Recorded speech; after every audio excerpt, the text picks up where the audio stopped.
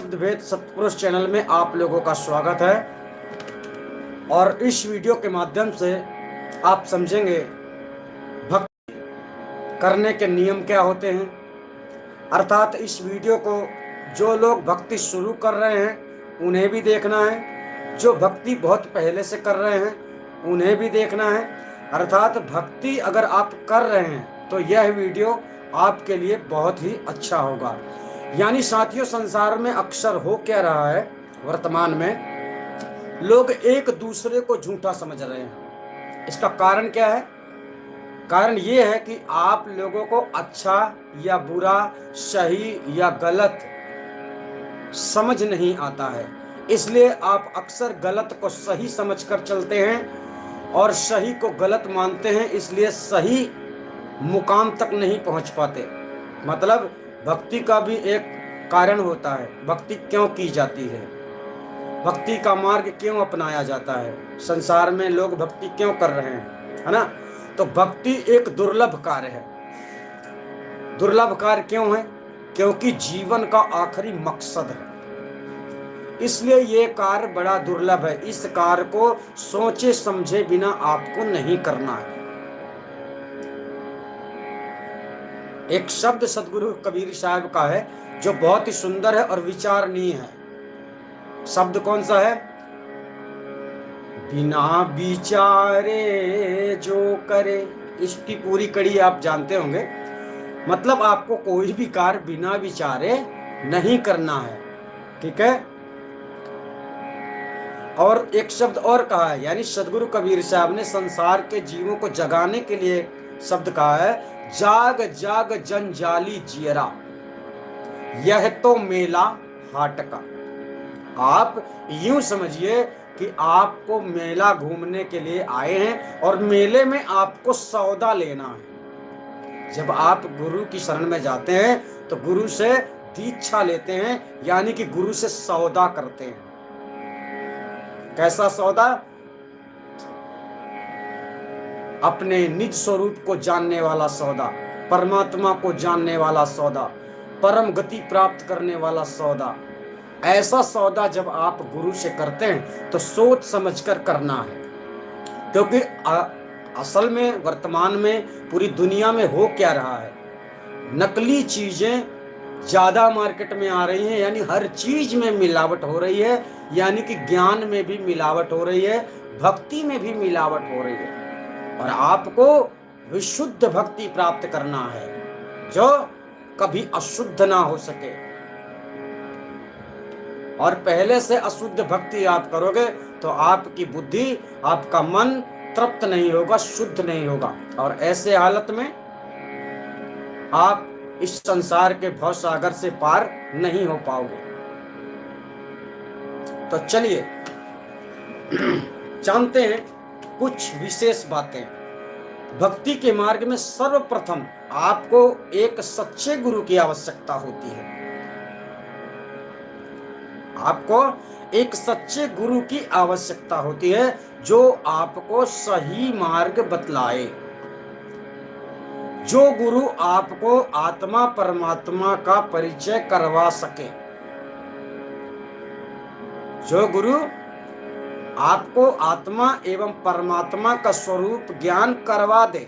मतलब उस गुरु को बनाने के बाद जब गुरु आप पर प्रसन्न हो जाते हैं, खुश हो जाते हैं, अर्थात आपकी रहनी गहनी सब कुछ जांच कर लेते हैं, इसके बाद आपको वह अमृत रूपी फल प्रदान करते हैं, जिसे हम आत्मा एवं परमात्मा कहते हैं। गुरु के ज्ञान देने से आपको आत्मज्ञान हो जाता है। और जब तक गुरु ऐसा ज्ञान नहीं देते हैं तब तक मोक्ष सपने में भी होगा, ऐसा नहीं सोचना है। पहला नियम है एक सच्चे गुरु की शरण लेना, सच्चे गुरु के बताए मार्ग में चलना। चलिए, यह तो प्रथम नियम हुआ। गुरु से ही ये खेल शुरू होता है। साथियों, भक्ति के मार्ग में, मोक्ष के मार्ग में गुरु की बहुत बड़ी भूमिका होती है। क्योंकि जो जैसा गुरु, जिसको जैसा ज्ञान होता है वो वैसा ही ज्ञान देता है।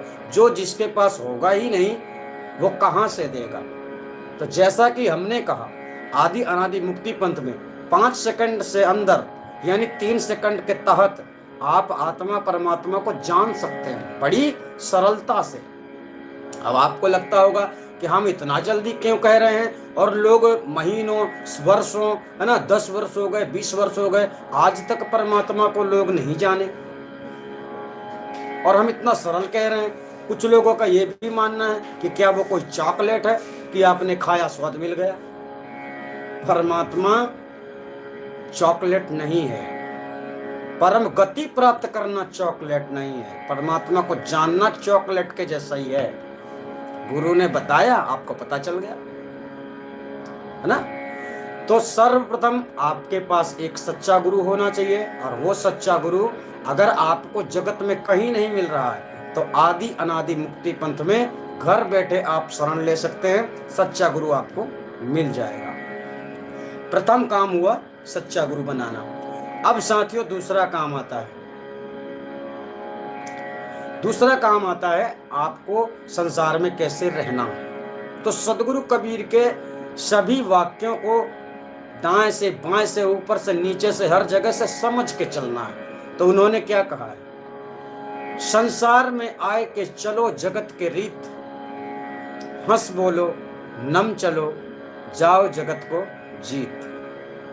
जगत को जीतने का मतलब होता है इस संसार से विजयी भाव, विजय होकर जाना, भक्ति के मार्ग में सफलता हासिल करना, ये होता है जीतने का मतलब। जिसने ये पूंजी है, आपका जो मानव जीवन है ये आपकी पूंजी है।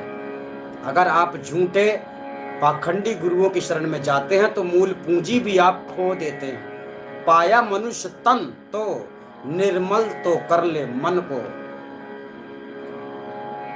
मन को निर्मल करना है, मन में विकार भरे हुए हैं, आशा तृष्णा वासना कामना लोभ अहंकार घृणा ईर्षा, ये नाना प्रकार के विकार से मन जो है तो विचलित है, और इसी कारण से बारंबार आपको भवसागर में आना पड़ता है।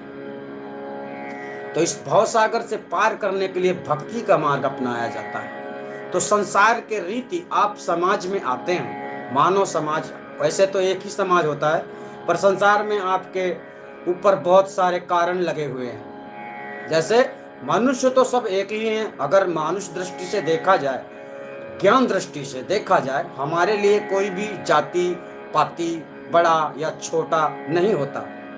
ज्ञान दृष्टि से हम देखते हैं तो हमें सब एक समान दिखाई देते हैं, चाहे वो अज्ञानी हो चाहे ज्ञानी हो।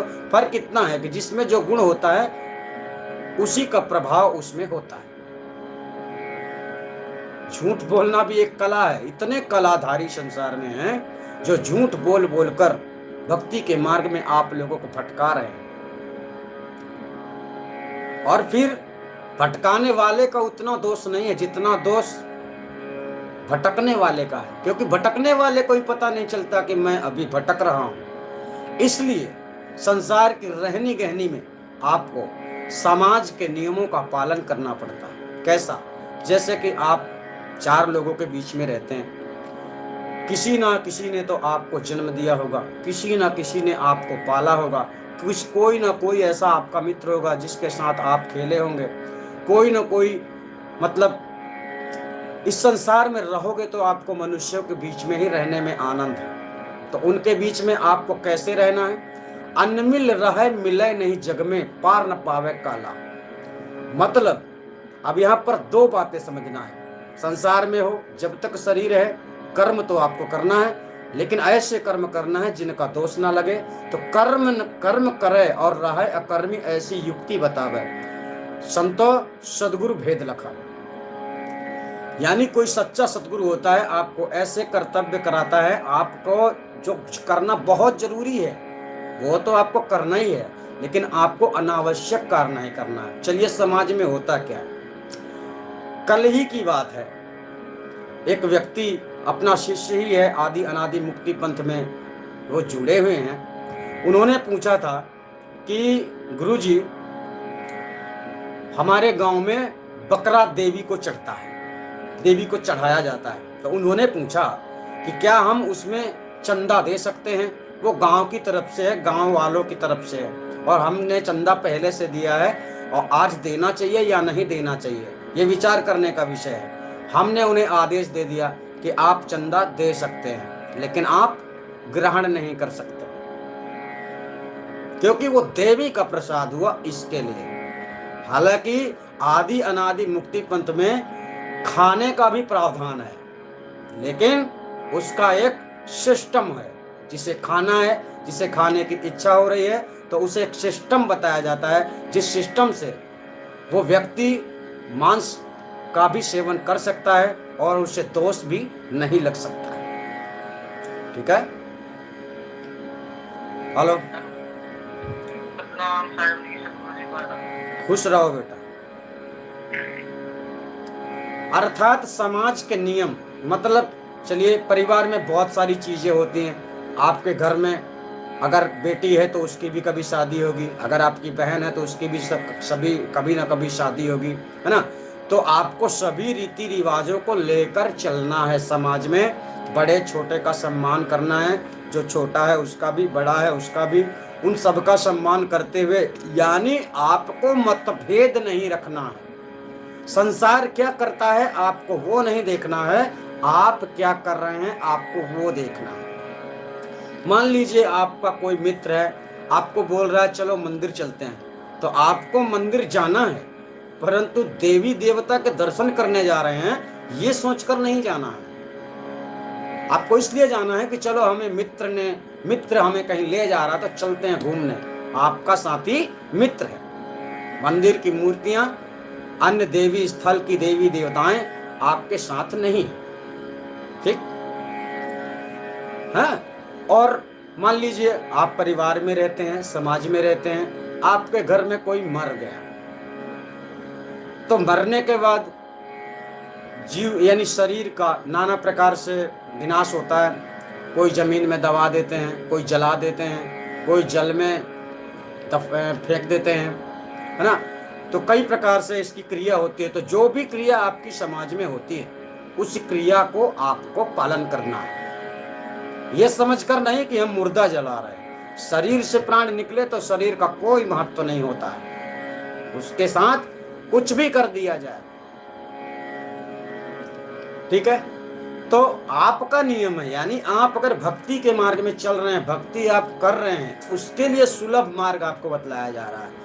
यानी हमने कहा कि कठिन नहीं है भक्ति। और ये भी बात सच है कि भक्ति के मार्ग में चलना मतलब तलवार की धार पर चलने जैसा है, ये भी सच है। और दूसरी बात हमने बताई है कि कठिन भक्ति करना है नहीं, कठिन बनाया गया है। कठिन कैसे बनाया गया? अब देखो, यहीं पर सदगुरु के शब्द को पकड़ो, थोड़ा सा सदगुरु कबीर साहब के शब्द को पकड़ो। दो शब्द हम यहाँ पर दर्शाएंगे। पानी में मीन प्यासी मोहि सुन सुन आवत हांसी। इस शब्द का एक लास्ट का हम एक कड़ी बोलते हैं, इस कड़ी को थोड़ा समझा देते हैं। हाजिर है, कौन हाजिर है? जैसे हम हाजिर हैं आपके सामने, हाजिर है ते ही दूर बता मैं। अब आप महीनों से साधना कर रहे, जो क्षणिक मात्र में जो हाजिर है आप उसे जान नहीं रहे। बस यही समझना आपको। परमात्मा की प्राप्ति के लिए आप दौड़, परमात्मा को जानना चाहते हो ना, परमात्मा को पाना चाहते हो ना, तो ये तो तत्काल होने वाला है। लेकिन उसी बात को लोग दूर बतला रहे हैं, बड़ी बड़ी साधना करवा रहे, पूजा करवा रहे, पाठ करवा रहे, चौका आरती करवा रहे, यानी ये सब क्या करवा रहे हैं? ऐसा काम जो सब कोई कर ही नहीं सकता, सबके बस की बात नहीं। आरती चौका में बहुत खर्चा आता है, जिसे हर कोई तो नहीं करवा सकता, ये गारंटी है। और मुक्ति तो सबको चाहिए।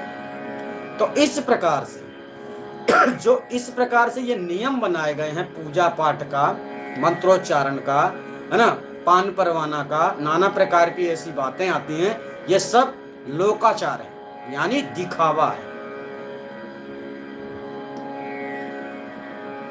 और आपको दिखावा में नहीं जाना है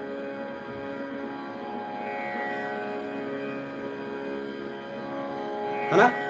तो कहने का तात्पर्य है कि आप समाज के संपूर्ण नियमों का पालन करेंगे, ऐसा करते रहना है, क्योंकि सदैव के लिए आप नहीं आए हैं। हो सकता है, बात वही है कि इस संसार में जो आया है सो जाएगा, राजा रंग का फकीर है ना, कोई सिंहासन चढ़ चला,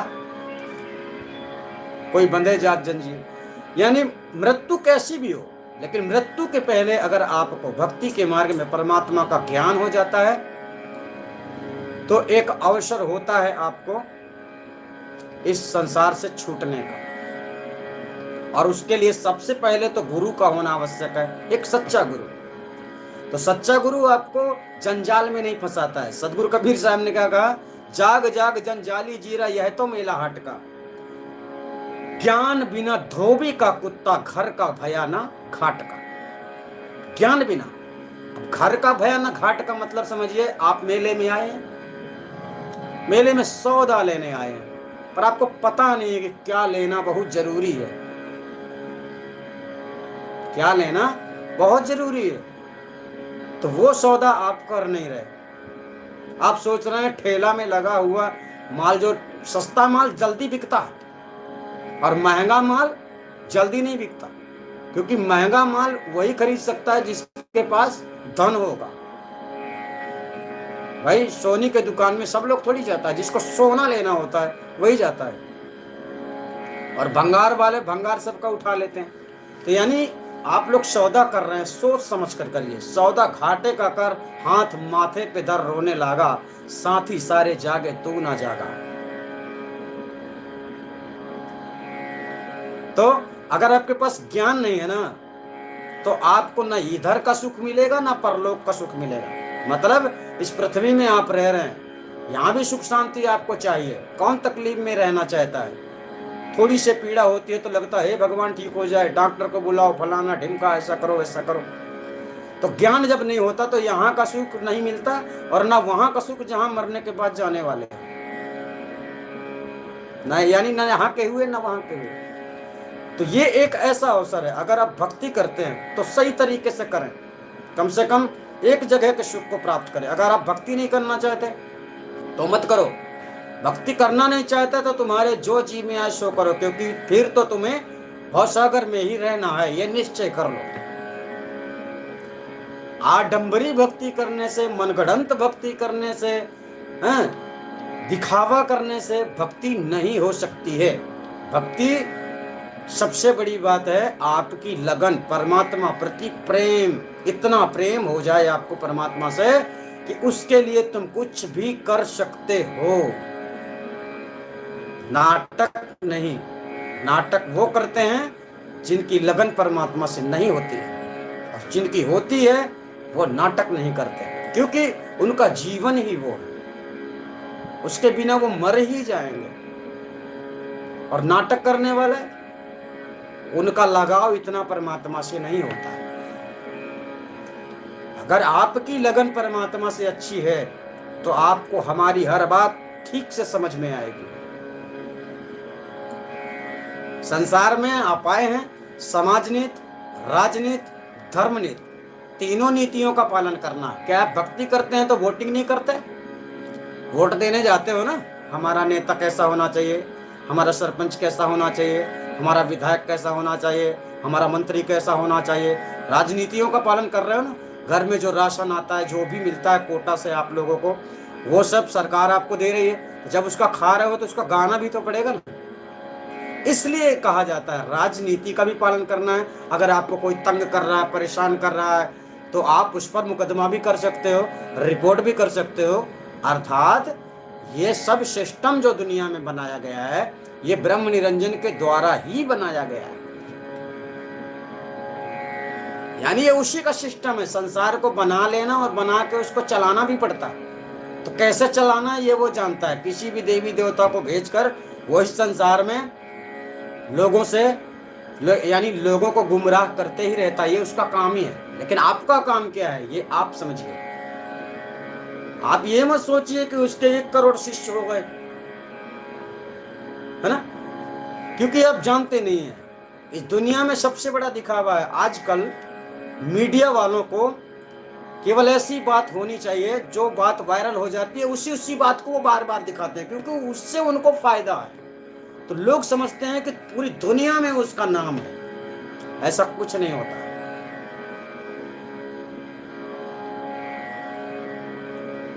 हेलो, खुश रहो। यानी हमारे कहने का तात्पर्य है कि इस संसार में जब आप किसी जीव की हत्या स्वयं इच्छा से करते हो, वो दोष आपको लगता है। वो दोष आपको लगता है। क्यों लगता है? क्योंकि आपको किसी भी जीव को मारने का अधिकार नहीं है। वो जीव भी इस संसार में जीने के लिए पैदा हुआ है। इसलिए जब आप जीव हत्या स्वयं जानबूझकर इच्छा से करते हैं, तब आप पाप के भागी होते हैं और उसका परिणाम आपको निश्चित मिलना है। उससे आप बच नहीं सकते। इच्छा कर मारे नहीं, बिन इच्छा मर जाए। कहा कबीर, तासु को दोष नहीं लगाए। ये संसार के नियम के बारे में सदगुरु समझा रहे हैं कि वैसे तो पाप आप बचपन से करना शुरू कर देते हो, तो अचेत अवस्था में होने वाले पाप को भी पाप नहीं कहा जाता, क्योंकि तुम जानते ही नहीं। हमने तो बहुत जगहों में देखा, छोटे छोटे बच्चे लाइटर लेते हैं और चींटियां जहां घूमती हैं तो चींटी पर मारते हैं। खेल खेल में उनका सिद्धांत मारने का नहीं है, उनका सिद्धांत केवल खेल है। तो खेल खेल में यानी एक विषय है, वो अचेत अवस्था में होते हैं, उनमें उतनी समझ नहीं होती है। फिर वो धीरे धीरे बड़े होते हैं, फिर समझने लगते हैं। तो कहने का तात्पर्य, नियम आपको अच्छी तरह समझना। समाज नीति, राजनीति और धर्म नीति। धर्म नीति में आता है भक्ति, राजनीति में आता है राज शासन, समाज नीति में आता है हमारा समाज क्या कर रहा है। उनके अब बात यही कि रहना उनके संग है। देखो, हम भी रहते हैं। वर्तमान में क्या होता है, हमारे गांव में प्रभात फेरी होती है, हम भी जाते हैं, कभी हम भी ढोल बजाते हैं, उनके संग में रहते हैं। हमारा मकसद सीताराम या राम राम नहीं होता है, हमारा मकसद लोगों का प्रेम होता है। उन्हीं के बीच में रहे, उन्हीं के बीच में पले बढ़े, और उनका साथ ज्ञान होने पर हम क्यों छोड़ दें। जब वो बुरा करेंगे तो हम उनके साथ नहीं रहेंगे। अभी वो अच्छा कर रहे हैं, लोगों को जगाते हैं, सुबह 4 बजे 4:30 बजे से चालू हो जाता है और पूरा गांव हम लोग भ्रमण करते हैं, और उसमें काफ़ी लोग जागते हैं, जागृति होती है। अर्थात इससे हमें ऐसा लगता है कि नकारात्मक ऊर्जाएं दूर भागती हैं। और दूसरी बात ये होता है कि सुबह सुबह जागने से लोग कहते हैं सुबह की हवा लाखों की दवा, ऐसा भी प्रभाव होता है, शरीर तंदुरुस्त हो जाता है। यानी हमारा मकसद कोई राम राम नहीं होता, ना भगवान भगवान होता है, क्योंकि हम तो जाप सुमिरन भजन आदि कुछ ऐसा करते ही नहीं। हमारा भजन हमारे कर्तव्य ही हैं। हमारा जो भजन है वो हमारे कर्तव्य ही हैं। लोगों के बीच में हम भी जाते हैं, बैठते हैं, गाते हैं। यानी लोग कन्हैया जी के गाना गाते तो उसको भी हम गाते हैं, लेकिन हम उसको उस भाव से नहीं गाते जिस भाव से और लोग गाते हैं। फर्क है हमारे जीवन में। अगर हमारे यहाँ जैसे मान लीजिए कि दुर्गाष्टमी आती है तो हमको दुर्गा का भी चंदा देना पड़ता है, हम तो मुखिया ही बन जाते हैं कि चलो हम खर्च देंगे। यानी इस संसार में आपको रहना कैसे, ना काहू से दोस्ती ना काहू से बैर। अब आपने सोच लिया मुझे देवी देवताओं की पूजा नहीं करना, आपके घर में मंदिर है, आप भक्ति के मार्ग में उतर गए, आपको किसी ने बताया कि देवी देवताओं की पूजा नहीं करना है, आपको पता है क्या होने वाला। वही देवी देवता फिर आपके विनाश का कारण बन जाते हैं, और वो पाखंडी गुरु आपको बचा नहीं पाते। घर में आया मेहमान को तुम्हें भगवान के स्वरूप देखना है, ऐसा बताया गया है सदगुरु कबीर के ज्ञान में। क्यों? क्योंकि आपकी शरण में वो आया है, आपके पास वो आया है। इसलिए आपकी परीक्षा में हो सकता है परमात्मा ही आ जाए, हालांकि परमात्मा कभी आएगा नहीं, पर आपकी भक्ति के परीक्षा में जो भगवान है, जिसे भगवान कहते हैं, वो किसी भी देवदानव को भेज सकता है, क्योंकि वो आखिरी दम तक परीक्षा लेता है आपकी। अब कैसी लेगा वो हमको नहीं पता, परीक्षा सबकी हुई है। सत्य वचन बोलने वाला सत्यवादी, क्या कहते हैं उनको, हरिश्चंद्र, उन्होंने केवल अपने सत्य वचन को निभाने के लिए अपने जीवन को दांव में लगा दिया था, तो पूरा परिवार उनका संकट में आ गया था। और आप तो सत्य भक्ति कर रहे हैं, वे सत्य भक्ति नहीं करते थे, वे सत्य बोलने का केवल वचन दे बैठे थे कि मैं जो बोलूंगा मैं वो करूंगा। उन्होंने भी एक सत्य का संविधान बनाया था कि मेरे दरवाजे पर अगर कोई आता है तो मैं उसे जरूर दूंगा। उन्होंने भी सारी प्रक्रियाएं की, सब कुछ किया, खुद को बेच दिया, कितना संकट से उन्होंने गुजरा केवल सत्य वचन को निभाने के लिए। तो अब आपको यहाँ पर समझना है कि सत्य मार्ग पे चलना कितना कठिन है। उन्होंने तो केवल सत्य बोलने का ही वादा किया था, तो उनके साथ क्या क्या हुआ। तो कुछ ऐसी बातों को लेकर चलना, तलवार की धार पर चलना इसलिए है कि इस मन को मोड़ना बड़ा कठिन है साथियों। ध्यान करना बड़ा आसान है, समाधि लगाकर बैठे रहना भी बड़ा आसान है, लेकिन मन को केंद्रित करना बहुत कठिन है। मन तब तक केंद्रित नहीं होता जब तक आप पूरी तरह से निद्रासन में नहीं चले जाते। मन तो निद्रासन के बाद भी परेशान करता है, मन इतना खतरनाक है। इसलिए मन को काबू में रखना, मन को सीमा में रखना, मन के अंतर्गत संतोष धारण करना, मन में धैर्यता लाना, मन ही मन में आनंद लेना। अभी क्या है, आपका आनंद क्या है? कोई रील देखकर आनंद ले रहा है ना?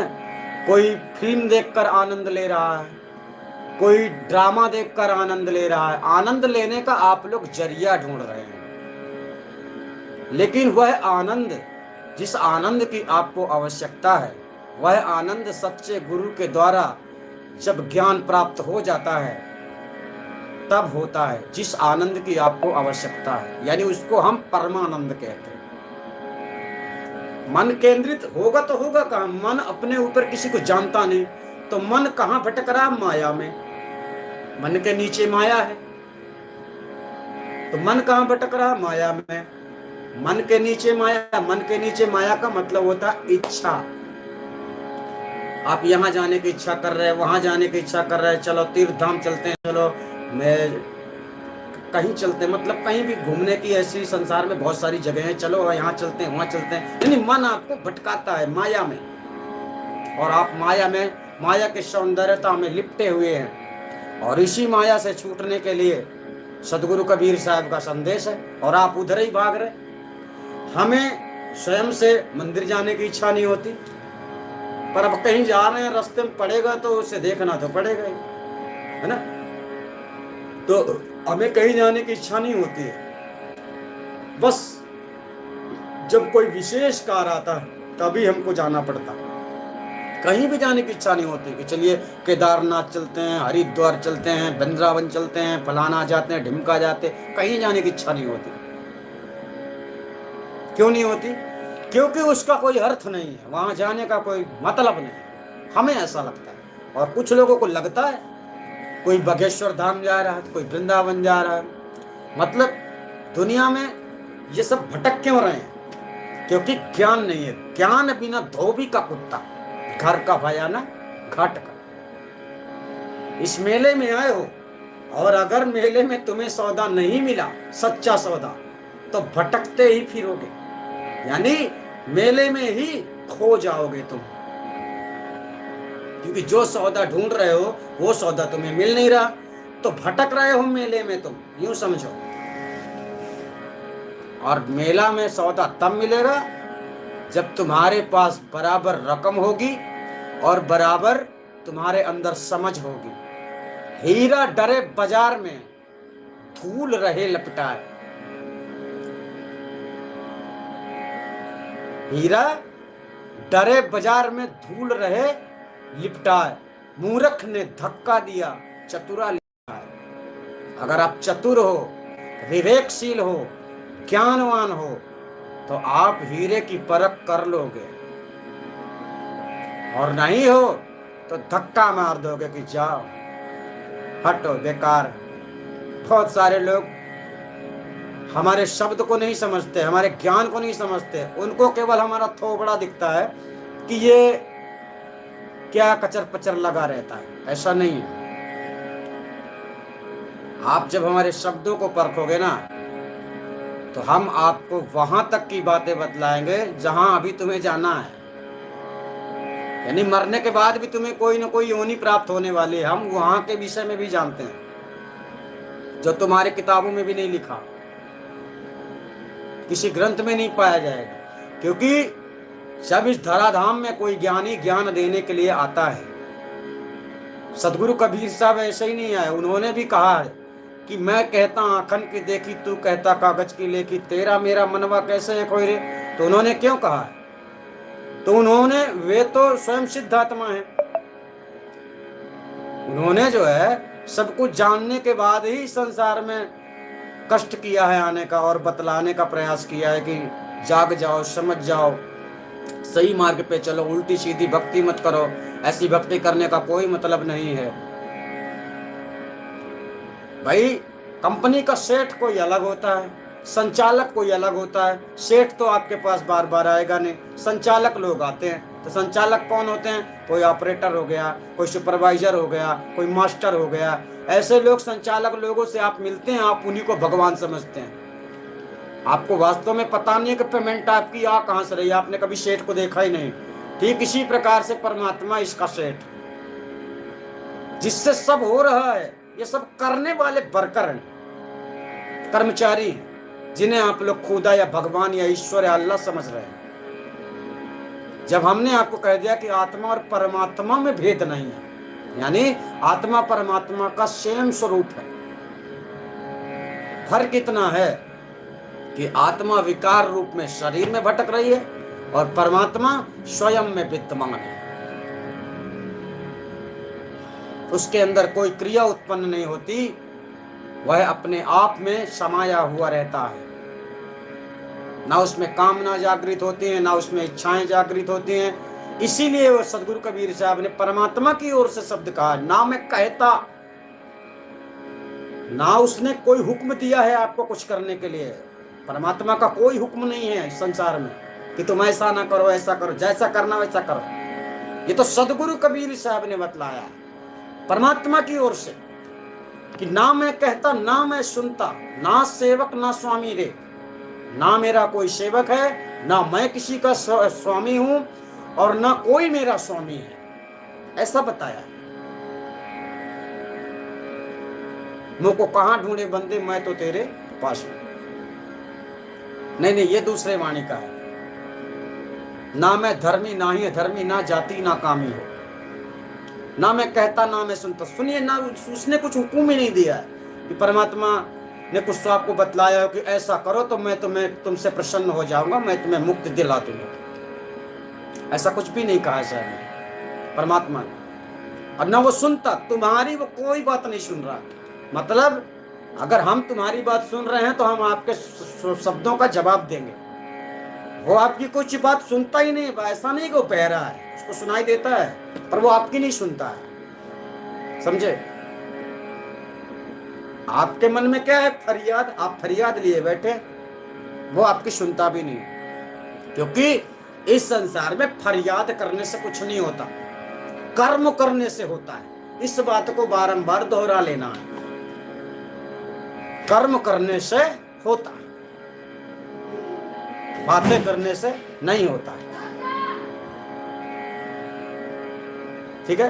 तो आपने इसमें समझा कि जो भक्ति के नियम होते हैं, भक्ति के नियम में साथियों, आप संसार के रीति रिवाजों से चलिए, और जहां बात समझ में नहीं आती है एक बात और, जो लोग आदि अनादि मुक्ति पंथ में नहीं जुड़े हैं, ऐसे लोग भक्ति के नियम हमसे मत पूछा करो। जो लोग जुड़े हुए हैं, ऐसे लोग नियम पूछा करो कि मैं ऐसा काम कर लूं कि नहीं करूं, है मुझे ऐसा करना चाहिए कि नहीं करना चाहिए। क्योंकि आदि अनादि मुक्ति पंथ में जो भक्ति के नियम है वो आपको वास्तविक पूर्ण मंजिल तक पहुंचाने वाले हैं। और अगर आप दूसरे गुरु की शरण में हो, यानी अन्य बहुत सारे पंथ चल रहे हैं इस संसार में, तो आप दूसरों के साथ शरण में हैं, तो आप पूरी तरह से नियमों का पालन करेंगे, फिर भी आपको फल मिलने वाला नहीं है। इससे अच्छा जैसा उन्होंने बतलाया हो वैसा ही करते रहो। ठीक है, तो आप समझ गए होंगे।